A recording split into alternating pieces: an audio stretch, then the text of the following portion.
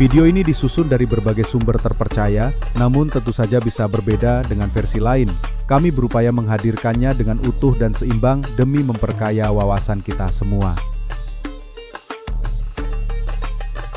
Untuk memahami nasab Ayatollah Ali Khomeini, kita harus memulainya dari satu nama besar, Ali bin Abi Thalib, sepupu sekaligus menantu Rasulullah Sallallahu Alaihi Wasallam.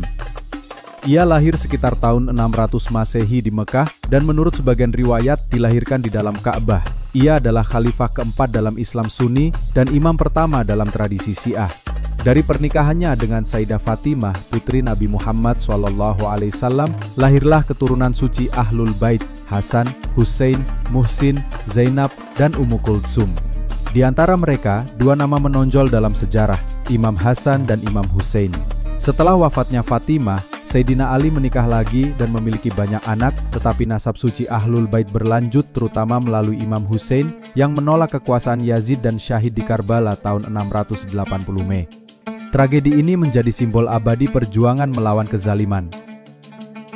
Dari peristiwa Karbala, hanya satu anak Hussein yang selamat, Ali Zainal Abidin. Beliau adalah imam keempat Syiah dan dari keturunannya lah lahir para imam selanjutnya.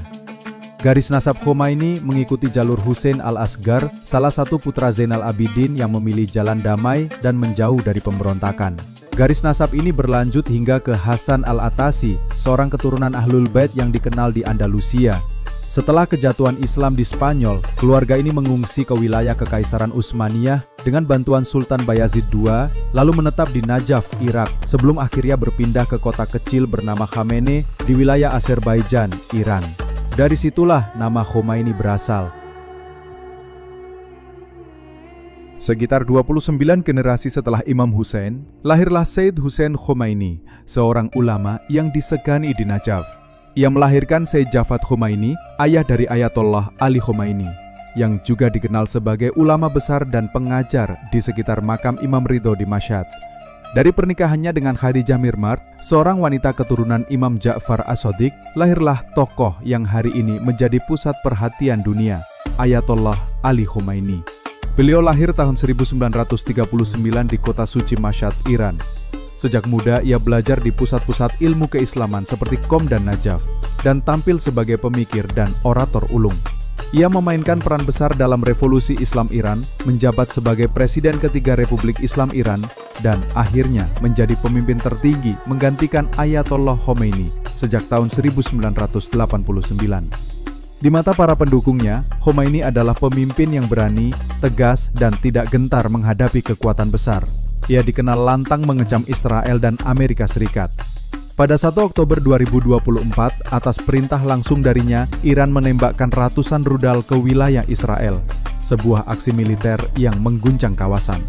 Namun di balik sikap kerasnya, ia juga pernah menyampaikan dalam khutbah Jumat, kita harus mengesampingkan perbedaan Sunni dan Syiah, dan bersatu melawan musuh bersama umat Islam. Dari pernikahannya dengan Mansura Khatun, Ayatollah Khomeini dikaruniai 6 anak, 4 putra dan 2 putri. Di antaranya Sayyid Mujtaba Khomeini digadang-gadang sebagai penerus kuat ayahnya, aktif dalam politik dan militer, serta punya pengaruh besar dalam kebijakan dalam dan luar negeri Iran.